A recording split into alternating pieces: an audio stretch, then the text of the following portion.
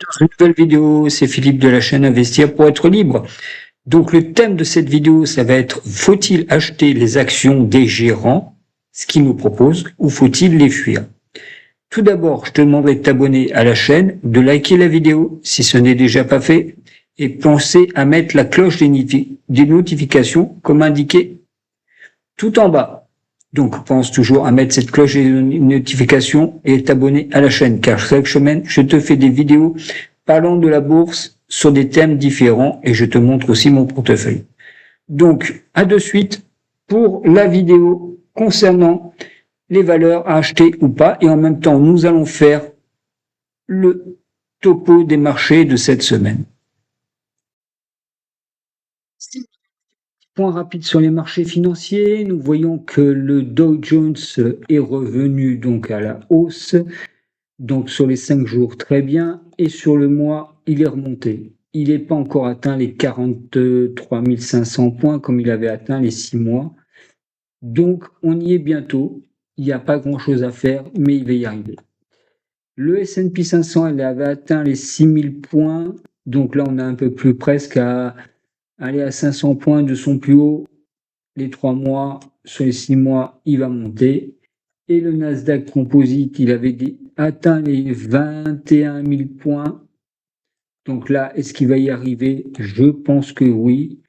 Et voilà, il y est presque arrivé, on attend.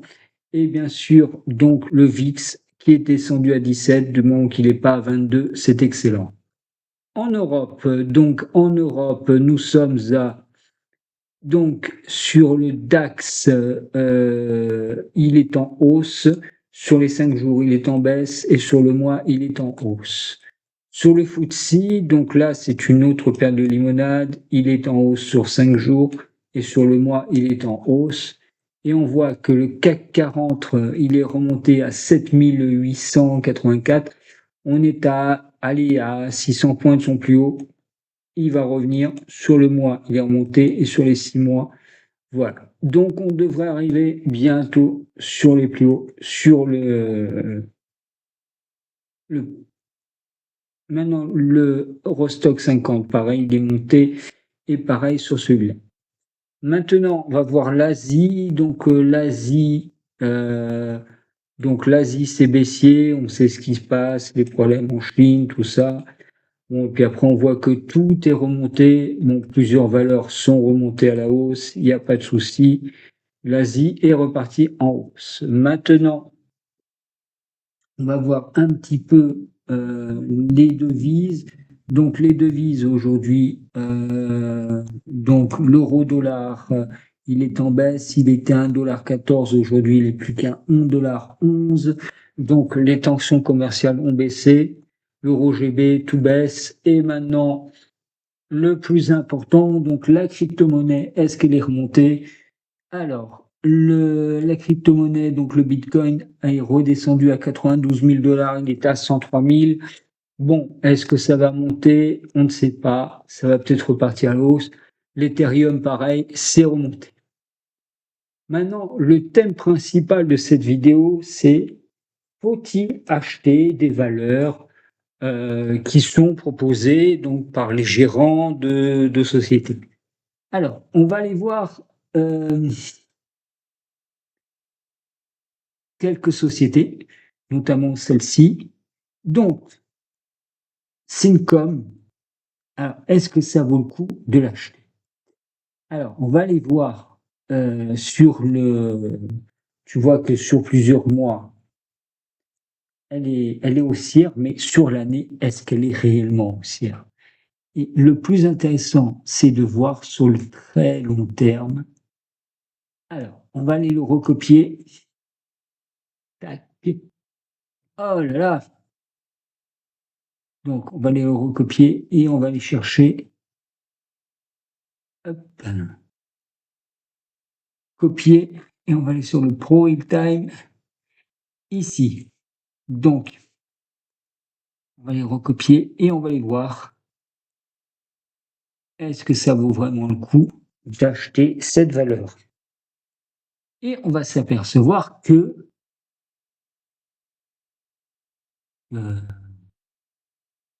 celui-là, hein, Lake, et tu verras que sur le long terme, moi je te mets sur plusieurs années, hein. Bon, c'est pas génial. Donc vraiment, on peut dire que cette valeur-là, les valeurs qu'ils nous recommandent sont pas extraordinaires. Ensuite, micro. Alors, Mongado BA. Donc, on va aller le chercher. Le Mongado BA, donc ici, est-ce que ça vaut le coup d'aller le chercher et d'aller recopier les valeurs que donnent en fait nos gérants sur BFM Business? Donc, c'est votre argent. Moi, j'en suis pas tellement convaincu. Donc, ça, c'est la deuxième valeur. Donc, voilà. Et on voit qu'il y a une petite, donc c'est monté, une 2000, après ça redescend, ça remonte, et ça n'a pas l'air de vouloir repartir à la hausse. Donc, en fait, une deuxième daube qui nous ont été proposée. Après, GetLimit, donc cette société qui s'appelle JetLab, est-ce que ça vaut le coup? Alors, JetLab, valeur américaine, moi, c'est ce que je conseille aux gens, même si je ne suis pas un conseiller financier. Ce que je vous conseille, c'est toujours d'aller rechercher vos informations par vous-même et non pas faire confiance à des gérants qui se disent être des grands spécialistes.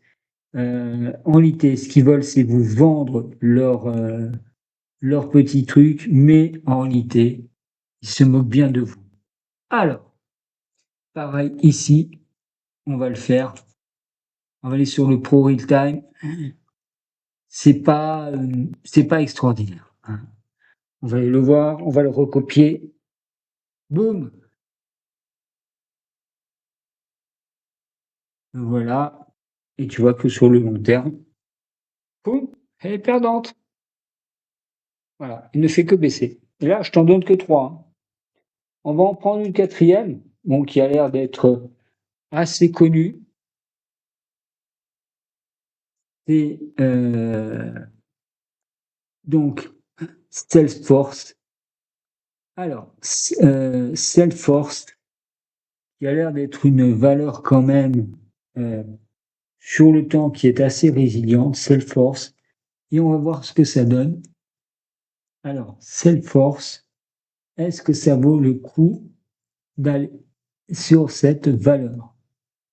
Et je dirais que c'est peut-être la seule, dans toutes celles qu'il propose, qui est vraiment peut-être la seule action que j'irai acheter. Alors, premièrement, toujours se méfier de ce que disent les gérants sur ces portefeuilles. Et tu vois qu'en fait, la seule valeur sur le temps, c'est bien celle-là. Et on regarde là sur plusieurs années, hein, sur 10 ans, 15 ans, tu vois. Donc, c'est la seule valeur que je te conseille. Bon, même si je suis pas conseiller financier, mais moi, j'utilise Pro Real Time pour voir. Aussi, se méfier, la morale, c'est se méfier des actions que te proposent les gérants et surtout, une chose très importante que l'on voit, alors ça, c'est ce que je dis tout le temps, c'est d'aller voir les valeurs justement qui sont dans le temps résilientes et notamment, alors moi, ce que je dis, c'est d'aller voir directement, et c'est le meilleur site de zone de la bourse au monde, c'est bien sûr celui-là, pour Real Time. Et tu vois les 500 plus grosses valeurs que sont Microsoft, Amazon, Nvidia, qui est passé devant Apple, toujours à 3000 milliards, Amazon, Alphabet, Meta Platform, Tesla qui est repassé à plus de 1000 milliards, Berkshire Hathaway bien après. Donc, dans les 7 premières, il y a 7 valeurs technologiques. Et ainsi, si tu veux vraiment t'intéresser à la bourse, tu tapes ici le nom d'une valeur, on va dire, par exemple, Coface. Coface, mettons, hein. Pourquoi les valeurs montent? Coface, on va aller chercher Coface. Ici, donc, résultat Coface, donc valeur française ici. Donc, on va aller chercher ici Coface. Coface, après, tu regardes la société, ce que c'est. Tu vas aller dans Finance. Et ici, tu vois tous les ratios. Et tout important. Ce qu'il faut regarder, c'est ici. Après, ce qu'elle montre sur plusieurs années, la dette. Très important, la dette. Et voir si elle est suivie par beaucoup de gérants. Voilà. Donc, moi, c'est le seul conseil que je pourrais te donner. Méfie-toi surtout de ce que te disent les gérants, mais pense plutôt à aller sur cette plateforme Zone Bourse qui est pour moi la meilleure. Voilà. Ainsi la vidéo s'achève. Pense à liker celle-ci et à t'abonner à la chaîne pour plus de vidéos. Moralité, ne jamais suivre ce que te disent les investisseurs sur sur BFM Business. Ces émissions-là, c'est pour faire le buzz, mais souvent, ils te racontent des bêtises. Voilà la moralité de cette vidéo.